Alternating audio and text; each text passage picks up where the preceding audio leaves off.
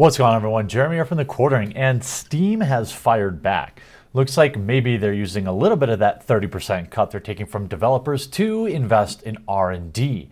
Now, the Steam Link has been around for some time, but now, just ahead of GDC, striking first in front of both Google and, well, in response a little bit to Microsoft's new streaming platform, they've now announced that you can stream your Steam collection anywhere essentially in the world. Now let me give you some more details around it, because there seems to be a lot of news coming out about various streaming tools. I'm going to talk about the Google console as well as what Microsoft is doing, so I can kind of break it all down. So Valve has introduced a couple of new Steam features ahead of this year's GDC, although neither are to do with sorting their abject mess of store curation policy. Wah, wah, wah. Steam Link Anywhere extends the ability to connect your PC and play games remotely via the Steam Link hardware or app on a supported phone, tablet, or TV. Now you'll be able to connect to any other computer running Steam and play games remotely from there too. This feature is being described as an early beta still. Those with beta firmware will see it in present. Valve does warn you that you'll need a, quote, good connection, and we don't really know what a solid, good upload connection is. My guess is, based on what I know from streaming, if you're really going to stream 1080p at 60 frames a second, you're going to need at least 5 megabits up. I'm guessing you're going to need at least 5 up, which is not the norm for most normal home connections, unless the software does some sort of insane compression that I don't know about. But they have said you will require a good connection. Second, Valve is opening its servers so Steam Game can use its own private network for game traffic for free. This means Valve built itself to run multiplayer games like CSGO and Dota 2, both solid.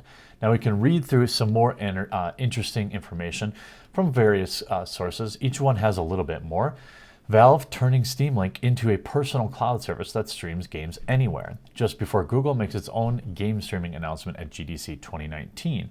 Now, we've kind of had this technology for some time. In fact, I use it on my PlayStation 4 all the time. If only I had my PlayStation 4 controller with me now, I'd be playing PlayStation games instead of just pumping out random nonstop videos here on The Quartering, which I hope you are enjoying, and I hope that you remember to like the video and leave a comment down below. The new service will allow you to stream your Steam games from your computer to anywhere in the world through Steam Link hardware or on the Steam Link app. From what I read, I don't think this is available for iOS yet, but I don't think that's on Steam's side. This is a big change for the Steam Link app, which only used to let users stream games within their own homes. This new expansion makes Steam Link a far more powerful feature combined with an Android app. Sadly, the iOS app is still being blocked by Apple. Steam Link Anywhere, in theory, will let users stream games from their PC to play anywhere they have internet service. According to Valve, Steam Link Anywhere is an early beta, but users can already try it out by downloading the new Steam Link beta build 688.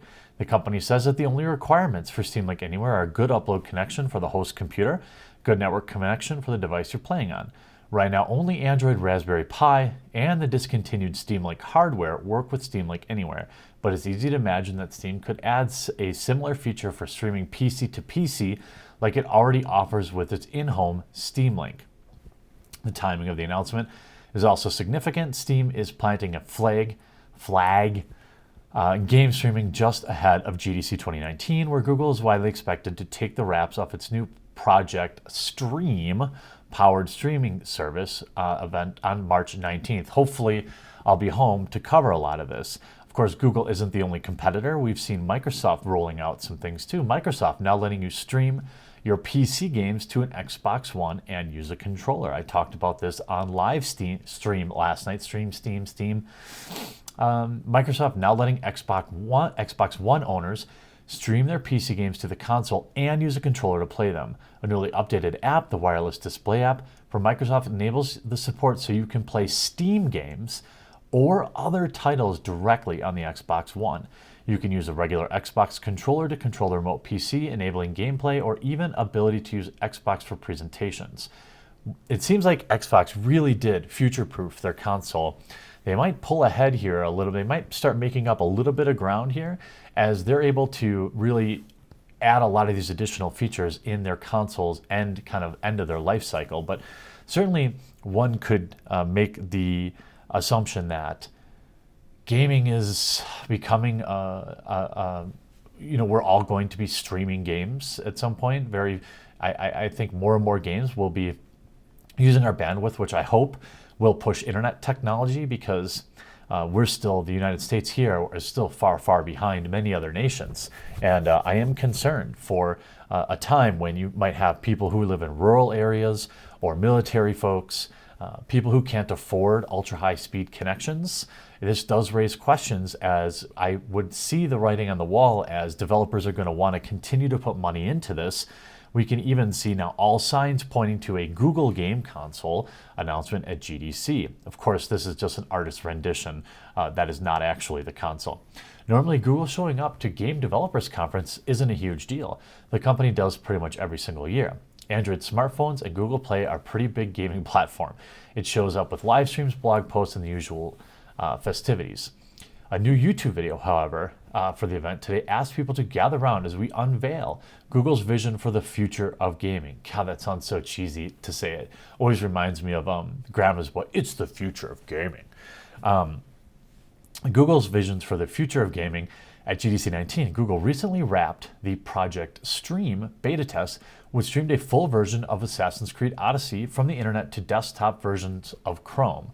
Now, the problem, or the service, was not without problems, but it showed that it could do it. And if you had stable connections on both sides, it is pretty enticing to not immediately have to download like 80 gigabytes to your local drive. A new YouTube video for the event was posted, and the internet to ask desktop version of Chrome, a game streaming platform, certainly fits a vision of future of gaming, but this is still just a piece of software. Now, Google hardware. There are two big pieces of evidence that there is a hardware announcement. First, Google is a heavily compartmentalized company, so the person promoting this event on Twitter is none other than Rick Osterloh, Google's Senior Vice President of Hardware.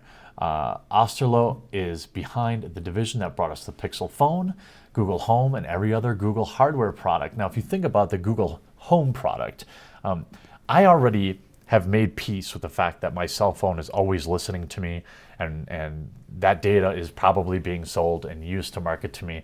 And it's unfortunate, but I have to either live with modern conveniences like that or go back to a flip phone, which I have oftentimes considered. But when you look at the amount of hardware that is probably required to do this, is like an encoding. You probably would just need a hardware decoder and an encoder. So when the signal's coming from the PC, it's getting encoded and then decoded when it comes down off the stream. So it's probably not, it's probably not like a supercomputer. It's probably not much outside of the range of what these like Google Home devices already do, or certainly what their cell phones are already capable of doing. If it is a Streambox, I can't imagine it costing much more than $100. I think the purpose, when you look at the hardware that Google makes, every piece of hardware that they make, the entire Android operating system is a tool to serve you ads. Okay? The myth that they need to charge for these cell phones is the biggest pile of bologna sausage I've ever heard in my life. As someone who does online marketing for a living and manages 7-figure budgets every month, Google, I've been told from internal people, obviously this is how their hardware works. The reason, people would pay for their Google Home or these like Amazon, whatever their little things are, the Sonar, whatever the heck, why would you pay for that? It's just a tool for Amazon to make more money. These items should be free. Yeah, there are niceties, and if you have one, cool. But the idea that Google's getting into this to sell video games, no. They're getting into this to have more screen share to serve you more ads. That's my prediction, obviously. They'll probably have free games. They'll probably have all sorts of stuff like this rolled in so that you can see more ads. So you can stream everything on Google Play to your TV, while you're mobile. So why? So they can serve you more ads. So anyway, that was my little rant about Google hardware. So he's behind the division that brought us the Pixel phone, and other hardware. And you see that Rick is the guy tweeting about it. We're going to be talking about the future of gaming. You can watch live on 3/19 at 10 a.m. Pacific. The second big piece of evidence is Google's also hosting a teaser page on store.google.com, the Google Store, the Google Hardware Store.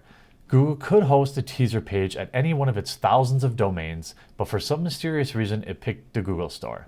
The Google Store doesn't sell software. This would be Google Play. So interestingly enough, we're going to see a Streambox from Google, I'm sure. Microsoft and Steam coming together in this fashion, I think, is really smart for both people. And Steam rolling out the technology now to be able to, if I had just brought a controller, I'd be playing Devil May Cry or something with me because I only brought a basic laptop. I didn't bring a gaming rig with me, but that's neither here nor there. Excited to see what the future of stream gaming is like. I'm hoping that this means more affordable prices for games. I know it probably doesn't. Maybe more, it will probably be more incentive for developers to continue to work on free-to-play games because they'll be able to be on your TV, on your consoles, and everything really quickly and easily with one single platform using the Google Play platform or using Steam. Happy to see Steam doing some innovation, to have some good news about Steam in a world of Steam Mad Bad that we are living in currently. And I hope you enjoyed this video. We'll talk to you again real soon.